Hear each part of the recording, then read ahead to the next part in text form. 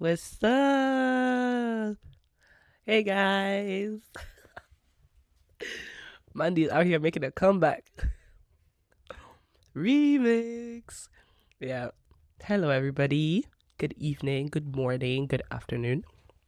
Depending on where and when you are watching. Welcome. Welcome back to another episode of The Bench. Come on guys. The bench is the gift that keeps on giving. Um yeah. Disclaimer, I am a little bit sick. Should I be proclaiming that over my life? I'm feeling unwell. But yeah, so I have like some sweets in my mouth to keep me some soothers, yeah, to keep me from just sneezing up the place, and a bit of tea to help me out. So if my voice sounds a bit weird, that is why. But yes, welcome back to another episode of The Bench. To all those who don't know me, my name is Amanda, Mandy G. This is my second time here now, and we thank God for it.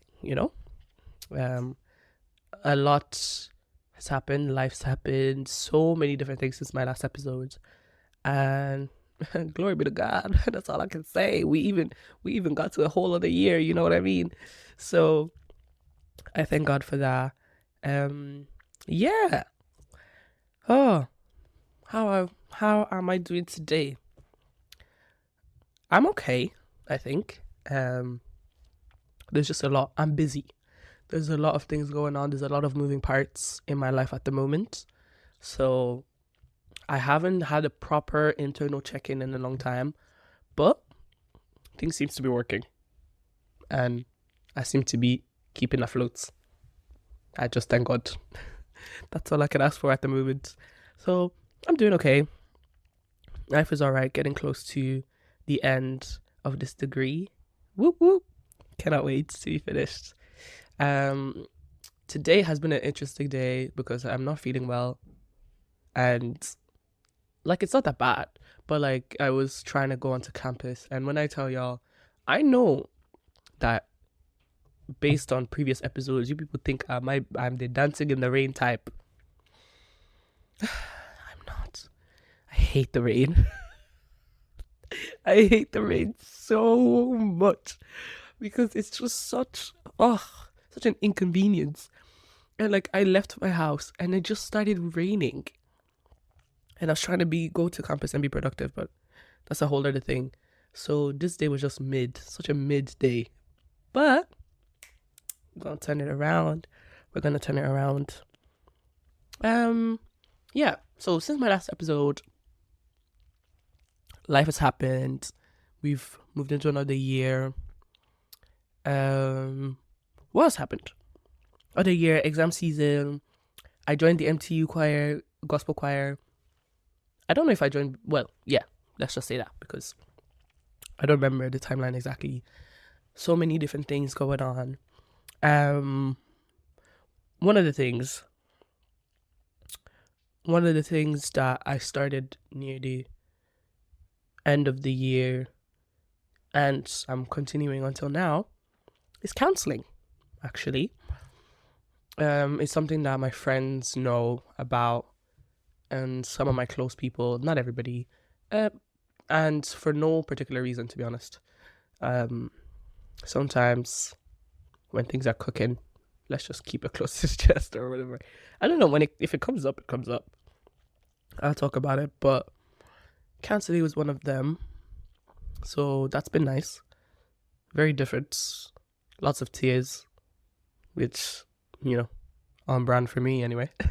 But and my birthday, yeah, I'm 22 now. I told you guys last time that I was 22. I'm a big guy now. um, I had a birthday celebration, which was very different from all my other birthday celebrations. I actually had a worship night for my birthday. Also kind of on brand, Also kind of on brand for me. But um I don't know. I wasn't going to do anything for my birthday. I felt inspired of the idea to do a worship night. And because of the way God be funny sometimes, he sometimes puts ideas in my mind, especially ideas I've never ever had before. And that's his way of asking me or directing me to do something. Till this day, I don't know why. Like, I don't know. I low-key was expecting, like, we start doing, like, worship in my house and, like, people start collapsing or something. I don't know. Like, I was expecting some, like, magnificence, tangible, I don't know, powerful. I don't know. I don't know what I was expecting, to be honest. Because in my head, I was like, I'm following the will of God. Something crazy is going to happen. But everything was chill. No falling. Good. It was glorious though, I can't lie. It was beautiful. It was a small number of people. Any of my close friends, my sister, my best friend Jerly. Shout out to Jerly, aka Belly Talks. Even Jeremiah got to experience me having a full blown panic about it. But anyway, I feel like I'm rambling on. But that was a beautiful time. Spent in the presence of God, just being grateful for life and being grateful for how far we've come, and how far I've come, in this life. But that was glorious, and yeah, it's actually my first counseling session back. It's actually one of the things I talked to my therapist about. Shout out to her. She is golden. That's not her name, but you get the points. And we had a conversation about my birthday, and I was telling her, like, how amazing it was. I was just like, yeah, it was in worship night. Everybody was there. Well, all the 5 people I invited were there. But yeah, we all got to, like, just sing together and praise God. It was so good. And I hope it helped and touched somebody's life in, as a result. And like, my people from Waterford and my sister, they all came down, took the bus and the train, even though it was exam season and stuff.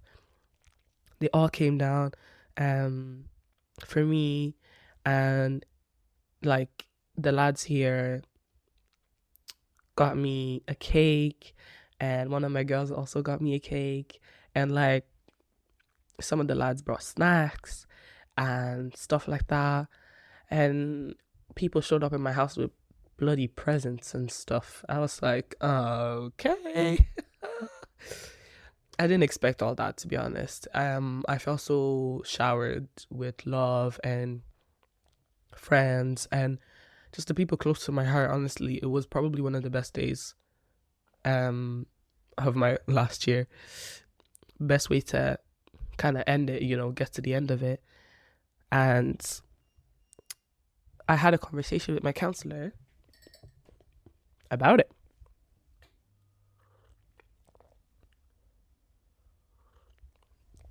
Ooh, that was hot. Ooh.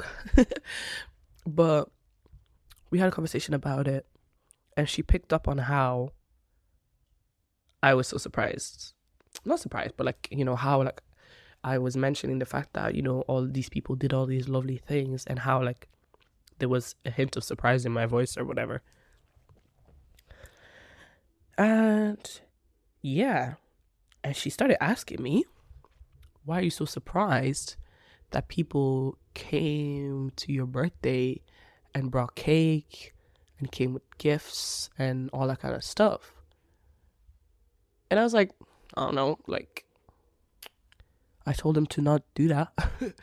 If that helps. Like, I just didn't expect it.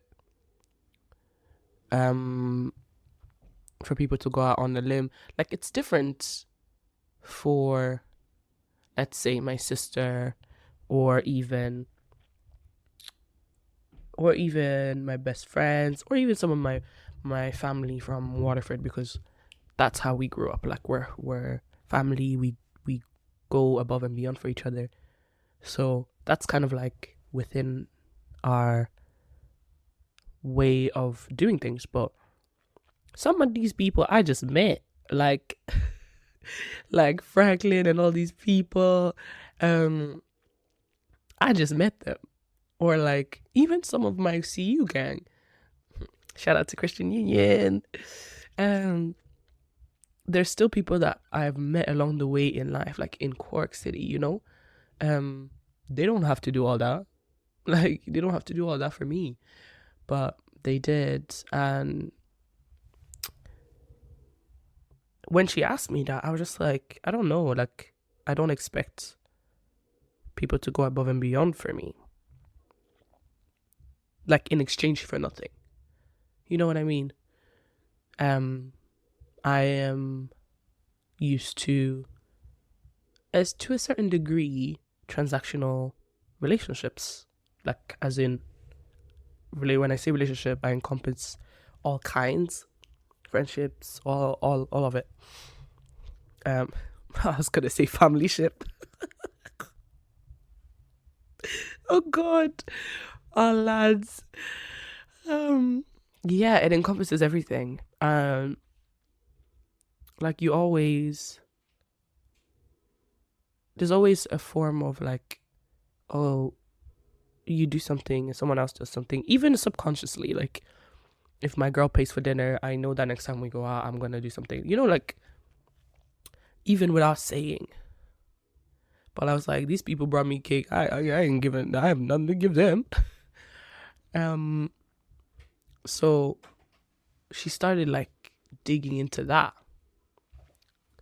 because apparently it was a problem. She started digging into that and trying to figure out and understand why I wasn't feeling like my friends wanting to celebrate me was a natural response, or even uh something that wouldn't be so shocking to me and stuff like that. And yeah, I yeah, it's a weird one because I think, well, based on our conversations and how far that therapy session went and how long it was, we were able to dig a bit deep into many different things. And tying it to performance. And that's starting from my childhood. Starting from teeny tiny Mandy G, you know. A little background on that would be, so I lived in Congo up until I was 12. Both my parents didn't live with me. I think my mom left when I was like 3 and my dad when I was like just before 1 or just 1, something like that. And there are many reasons as to why that turned out that way. It's probably, my mom till this day says, it was like one of the worst things that ever happened to her. But when God told her that she could leave and I would be in safe hands, and I would be in safe hands and stuff like that. So she listened to the Lord and went on. And looking back at it, I'm kind of grateful that it turned out that way. There's a lot of things that I learned and overcame, and a lot of who I am is based on that experience and what I lived through, which I had a great childhood, in my opinion anyway. Like, all I remember was playing in the sand and living a good life. So, like, as a kid, you don't really remember any of the intricate details of, like, all of that. But, yeah, so there was a level of beauty to the separation because God knew what he was cooking. You know, he knew what he was doing. However, on the other side of the spectrum was the fact that, like, as a kid, and I think it's something that still kind of tries to haunt me now, I never really felt like I belonged anywhere. Like I was fully like, oh, this is my space, this is my house, this is my whatever. Um, because I was always at somebody else's house or with somebody else's family. Like I lived with my family, which is my family. But as a that I don't know, like I knew that they're not my biological family. So a lot of things, obviously, I think, yeah, they were subconscious, and I've only gotten to unpack them now, recently enough. Was the fact that I tried to be the best. I tried to be the best in order to affirm or to secure my place within the family, if that makes sense. Nobody asked me to do it. No one made me feel as though I needed to. Actually, that's kind of a lie. Not a lie, but like, I remember this very vividly. I don't even remember the context anymore because it was that long ago. But I was either misbehaving because clearly I wasn't a good kid. Like, let's be honest. Like, come on now. I was causing trouble, scattering everything as a child. Like, I wasn't an easy child to handle either. Like, so I can't just be pointing fingers. I was the problem. But I remember one of the adults telling me, hey, you need to start behaving. It was either behavioral or it was around school. I think it was around school. Like, you need to be the best in school and be the first in school, or else we're going to call your parents and tell them to leave you here. And like, I never actually understood how deep that sentence went and how much it impacted many different things. And so there comes my performance. And I remember sitting in a counseling session, I bawled my eyes out like I was trying to finish all the water in my body because I was starting to understand what I was doing as a child. When I tell you guys, I was ranked first in my class every year up until I was in 6th class in primary school. Even the dumbest things, like I learned how to cross the road without any adult supervision first in the house.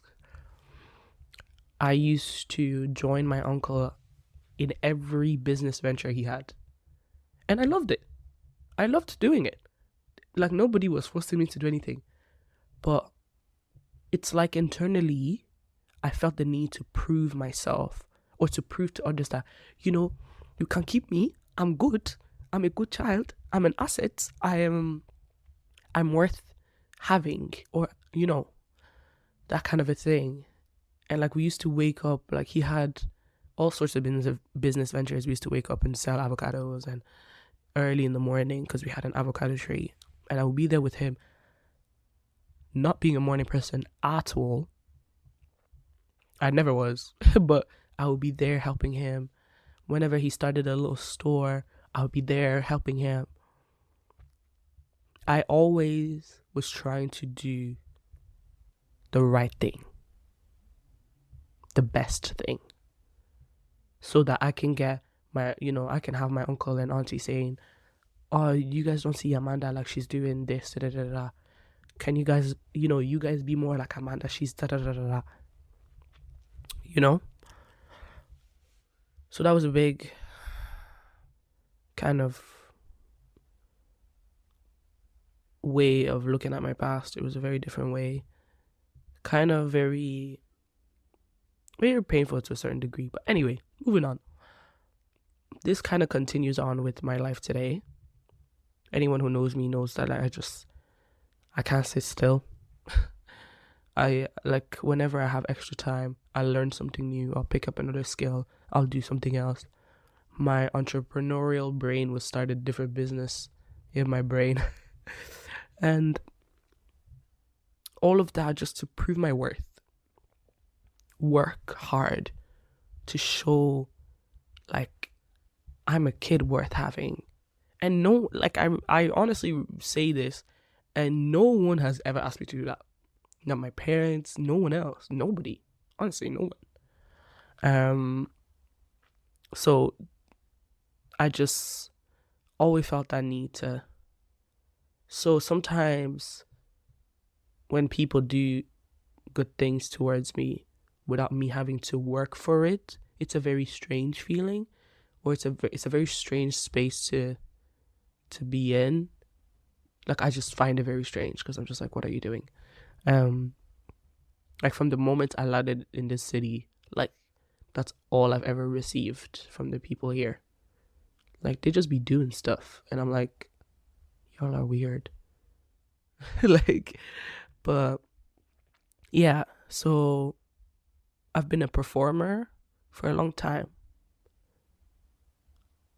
Performed in many different ways to show that I can be an asset and like I'm worth keeping around, I'm worth having around. And the crazy thing about all of this, the crazy thing about all of this is that that's the same way it's seeped into school and my relationship with other people and all sorts of areas of my life. It's also seeped into my relationship with God. And it's this constant battle of performance versus the free gift of salvation.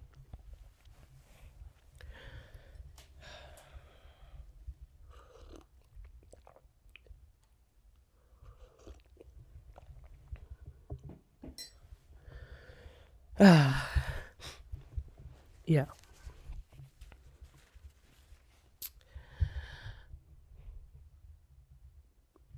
Because constantly having to prove, like, it's so crazy because ain't nobody asked you to do all that, but constantly having to prove your worth in every and any situation is exhausting. It's so exhausting. And when I took that and put it into my relationship with God, it makes it so much harder to maintain my relationship with God. It really does. And I think it's the loop that I'm kind of in at the moment. Because I'm like, oh, I'm not praying enough. I'm not reading the word enough. I'm not doing the things. And what I'm not, like, doing the things isn't the problem. Like, as Christians, we're called to pray. We're called to read the word. And like I had a conversation with one of our lovely mentors. Shout out to Jasmine. She's such a blessing. And she doesn't even realize it. But we had a conversation around this topic. And the conversation I had with her and some of the sermons that I've been receiving on Sunday, she's just like, girl, that's pride. That's pride, yo. That's pride. The fact that you think it's your works, it's what you do, it's your church activity, your Christian activities that like makes like, I don't know how to describe it, like it ensures your relationship with God, and it like, yeah, you're like top student. There we go. Sorry. It's this top student mentality. And it's like, girl, that's not salvation. That's not a relationship with God. That's you. That's pride. Because the moment I slip off my my little prayer schedule or whatever, and it usually tends to happen when life gets really hectic, and life is super hectic at the moment. It's not even funny. With my degree coming to an end and stuff like that, there's a lot of anxiety. There's a lot of procrastination, trust, and yeah, so I start falling into this like performance mindset of like, girl, you haven't even prayed, you haven't even read your word, da da da, and the guilt from that prevents me from changing that, if that makes sense. Like, if you haven't read your word or if you haven't prayed, why don't you just pray instead of sitting here and having an anxious moment about the fact that you haven't prayed, you know? Yeah. And it's just, yeah, ooh. It's kind of the loop, the hole I've dug myself into at the moment, which is it's very sad, and it's very I feel I'm kind of trying to get out of it. You see, this is my thing. It's like I diagnose a problem and I'm trying to figure out ways to fix it all by myself. When it's like God has called us to come to Him. Come to Him. You know, come to me, all you who are weary, I will give you rest. Come. That's all God has ever asked for. And here I was thinking, not even thinking, but here I am behaving like I need to bring my diploma, I need to bring my certificate of prayer, I need to bring my my medal of reading the word, I need to bring my badge of honor. And yeah, it keeps me in this loop. And yeah, straight up, I've been told multiple times in the space of this last 2 weeks, whether that's in church or my conversations with Jasmine, performance, it's pride, girl, it's pride. And I remember on Sunday I was sitting there and the pastor was just preaching and he was just like, pride is self-focus. I was like, yeah, no problem, pride is self-focus. I'm writing down. He goes, here are the different forms of pride, because sometimes we think, big ego and all that kind of stuff. That's all pride shows up as. He goes, self-pity, low self-esteem, no one loves me type of person, fearful person, anxious person, insecure person, big ego, puff up your chest person, righteous based on religious accomplishment kind of person, all prideful. And I was just sitting there like, rah, Lordy. I was just like, oh, okay, that's fine, that's calm. And like, oh, my bad, sorry guys. But yeah, so I'm learning from where I'm at right now. I'm learning to simply just humble myself to God. That's where I'm at right now. Come to Him all raggedy and weird and and just crazy looking, like, and let Him help me out of it. Because I have the plan, I should make a plan and write down ABC, how I'm gonna get out of this funk, isn't the way. Like, so we were reading a few things. Well, Jasmine was just shouting the word at me because I was not understanding what's going on.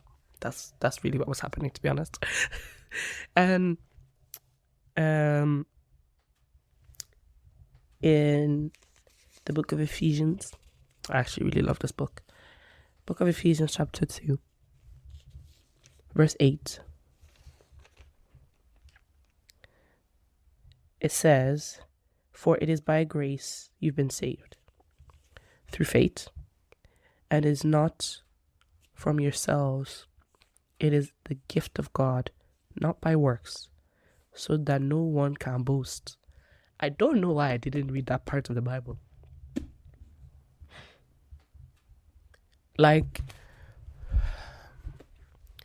the reason I'm sharing this is so that it can be a reminder for me and for us, as we sit in this round table right now, that grace, it's a gift. It's a gift of God. It's a gift of God. It's not based on works, because if it was, then we would all be boasting about it, and I'll be like, I did that. I got myself the salvation. I did that. Then what would be the point? And sometimes, because of how simple and free and like just given it is, it's so hard to accept, or it's so hard to like welcome, because you're just like, is that it? I just believe. That's it. Like, all I have to do is believe? Are you sure? And lay myself there and be broken and be like, and just be like, God, I'm struggling, or God, I'm doing this. And I'm saying this because I'm like, even my own ears used to hear this, because it's like, there's nothing that you can do to earn God's grace. Not a single thing. Not any word, action, behavior, nothing. And like, that's something I need to drill into my brain. I need to drill into my brain. But I'm coming to terms with it. I'm learning, and I want to let go and let God, especially because, this whole performance thing is also a way of gripping onto control and gripping onto all of that kind of stuff. So that's really what's going on. But like in Jeremiah, in the book of Jeremiah, the Bible talks about how before, obviously you started with Jeremiah, but it's like, before you were even formed, I knew you. And I've always read it from a point of view of like serving. Like, God is like, I knew you, and I've called you to great things before you were even born. Which, that's fine. But as I was reading it today, it was like, girl, before you were made, God knew you. And because he's God, he saw the beginning and the end of everything. And yet still granted you grace, yet still gave you this magnificent privilege to be a child of God. Like, there's nothing that you are doing, or that you've, like, there's nothing about you that's shocking God. Like, there's nothing. So let's just wrap this show up. And it's crazy because sometimes I be forgetting, like, he's not just like God when you start praying to him, or when you like, he's God all the time. Girl, he see when you out here pretending. He see when your mind is not in it. He sees that. He sees when you're like, he sees and he knows what you're thinking. He knows, like, so what are you playing at? And I just want to encourage someone that may fall into the performance mindset that there's nothing that you will ever do that will qualify you for grace. Not a single thing. I'm not saying now go and behave like a reckless chicken. No, that's not what I mean. That's not what I'm saying. That's not the point. What I'm saying is, oh yeah, I was looking for a verse there for a second. God's love is there, and all you have to do is embrace it and receive it. And it's through embracing it and receiving it that it begins to work from the inside of you. And then from the inside, what builds up begins to come out externally. Begins to be part of your norm. Like, it's funny because me and Franklin were laughing about the fact that last time I was sitting on this bench, I drank my tea with sugar. And now I don't. I just took so many cups of tea with no sugar. Now I don't drink tea with sugar anymore. No one has ever forced me. No one put a gun to my head and say, don't drink sugar again. You know?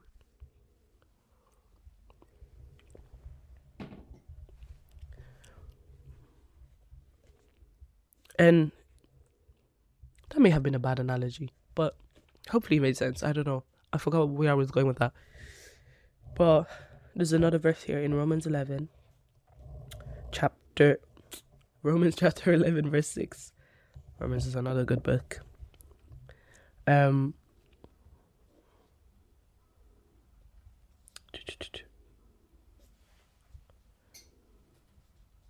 Okay, it says, and if by grace, then it cannot be based. Then if by grace, then it cannot be based on works. If it were, grace would no longer be grace. You know, I hate when the Bible tells you things just plain. It's if it was works, grace would no longer be grace. The biggest part of what we have to do is accept the Lord, receive what He's giving, letting Him in, giving Him permission to work through what is inside of us. And through that, He's able to change and transform us. And we're able to be just like Him. But He does the work because we're not equipped to do that. You know, we don't have the tools. We do not have the tools, girl. We do not have the tools. We do not have the tools. And so I'm learning to embrace my weaknesses and put it at the feet of Jesus. Because even in the Word, it tells us His grace is sufficient and His power is even made perfect in our weakness. Because it's when we're weak that we're able to understand that we need Him. So when I'm weak, I'm able to be okay, I've exhausted all possibilities. I've tried everything. Now, I'm just going to sit here and wait for God to do something, And I'm not saying use God as last resort, because honestly, it's probably the dumbest thing I've done. But I'm learning to accept my shortcomings, accept that I'm not going to be top student at every turn. I'm not going to be the best of the best. I don't have to prove to God that I'm a child worth having, a child worth keeping. I don't have to prove to Him that, oh, look at me, I'm the best in the kingdom. That's not what it's about. As a matter of fact, He wants me to be like, God, yeah, if we were ranking people in the kingdom, yeah, I'm in the back. I'm in the back. Because when we give Him all the broken pieces of us, that's the only way He can use it. He can't use something that's, he can't like fix something that you are pretending it's not broken. When something is broken, you show him that it's broken, and he comes on to fix it. So I'm trying to be that. I'm trying to be that accepting of my weaknesses and shortcomings. And I just feel like I blabbed once again. I thought I would, I don't know, maybe I thought that this time around I would feel like I'm sending powers. But I'm just saying things. Yeah. I do hope that if you are in a place of just feeling a bit low spiritually, I just pray that the love of God reaches you and wraps around you like a warm blanket and reminds you that you are loved, not based on anything you've ever done, because then we would be losing anyway, but because God's love is just that mind-boggling. It's just that mind-boggling. And all he wants is for you to just invite him in your brokenness, invite him in all those little parts that don't make sense, in your trauma, in your actions and reactions, in everything. Like, it's crazy. Sometimes I just like, yeah, like he wants to be invited in everything. In all your issues, all your daddy issues, abandonment issues, whatever it is. He just wants to be invited in order to help and transform and bring light and just, yeah. I thank God for his love for me and how he keeps reminding me of these things, using the people around me to remind me of I'm loved, to remind me that I'm loved, and to remind me that, you know, what I think I'm doing, what I think is right that I'm doing, this whole, let me make a plan on how I'm going to fix my relationship with God, isn't actually the way. Just come to me and I will give you rest. Yeah, that's it for me. I hope some parts of it have made sense. If not, if it's made sense, comment down below. If it has not made sense, also comment down below. If you have been blessed, say I'm blessed. If you have not been blessed, tell me you have not been blessed. I would take any constructive criticism because it's looking like this is looking like a reoccurring gig, you know. Yeah. So I'll do my YouTuber exits because all of you haters. Yeah. When they try to put you down, use it against them. Use it and empower yourself with it. My YouTuber exits. Say with chest. Make sure you like, comment, and subscribe to The Bench so you don't miss out any episodes. You know, turn on your post notifications as well so you don't miss the next episode.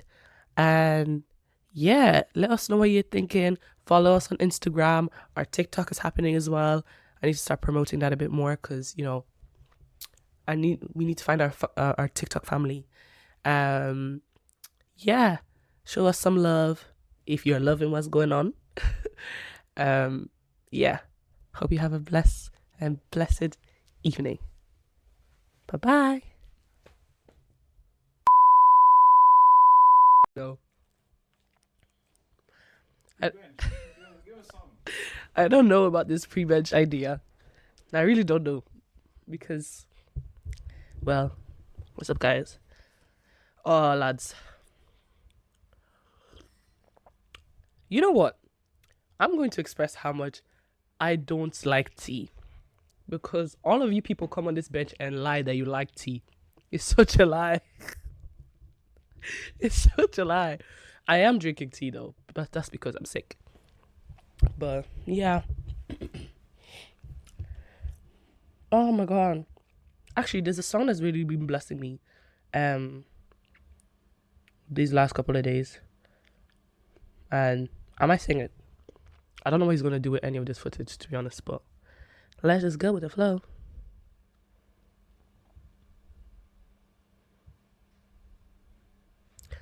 Oh, do I even remember the song?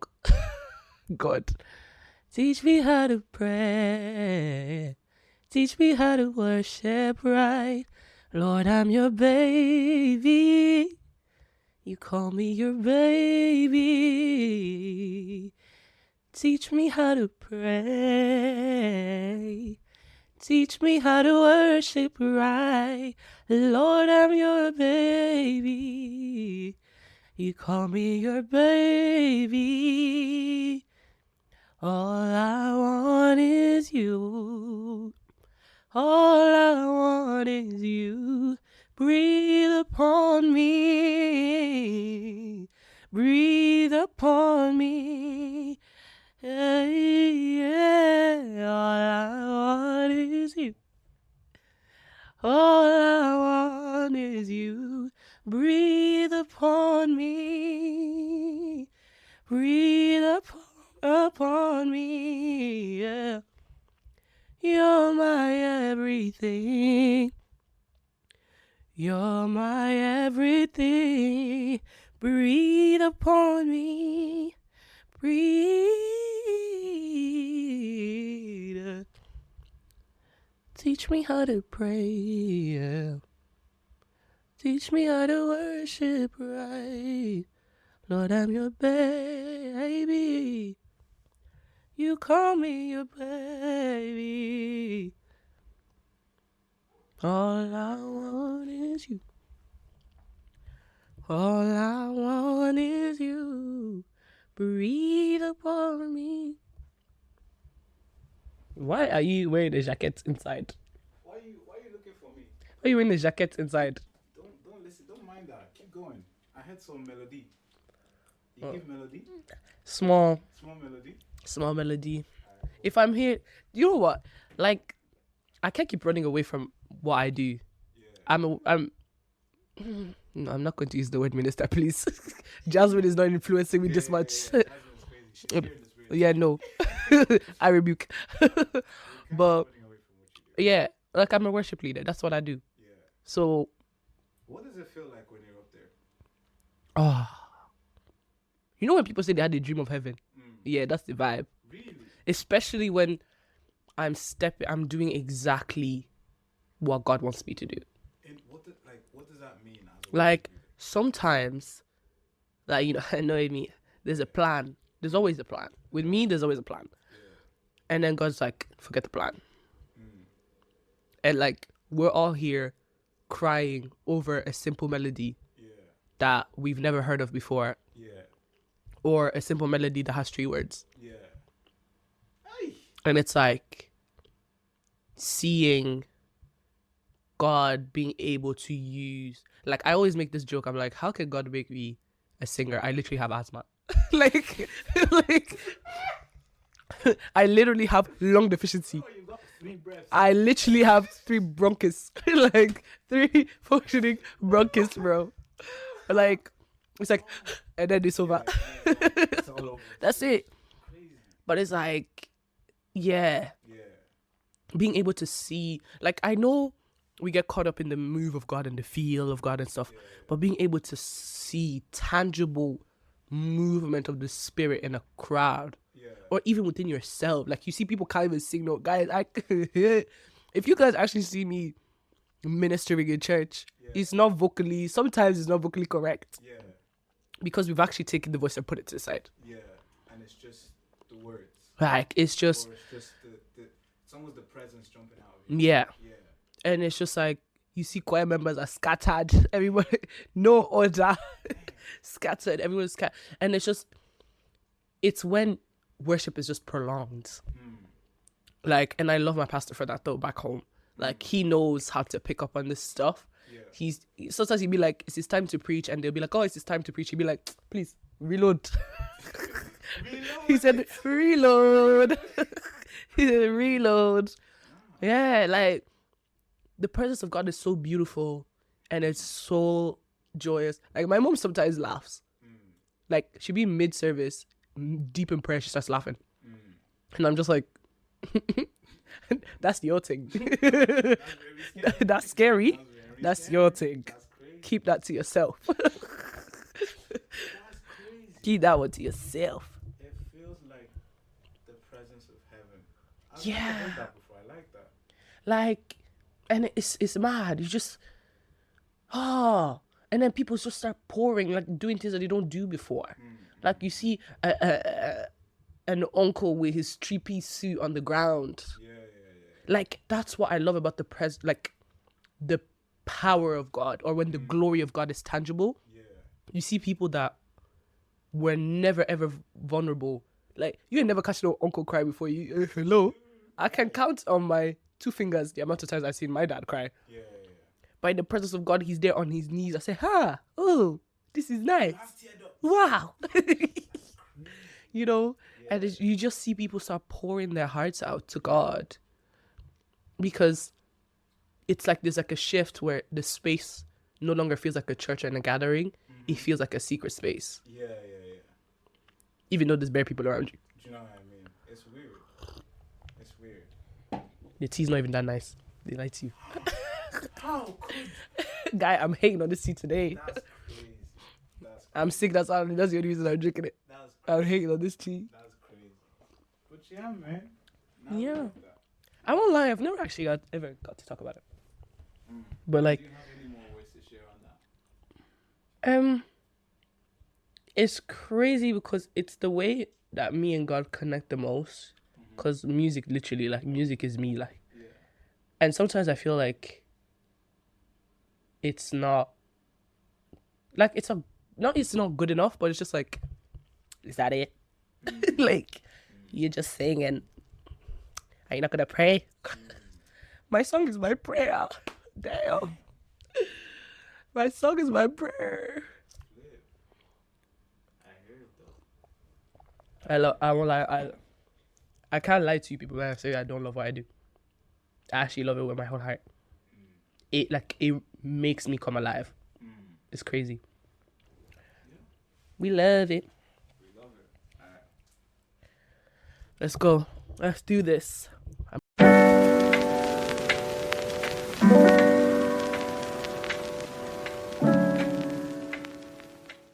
It's sunny as heck, but we're out here, man.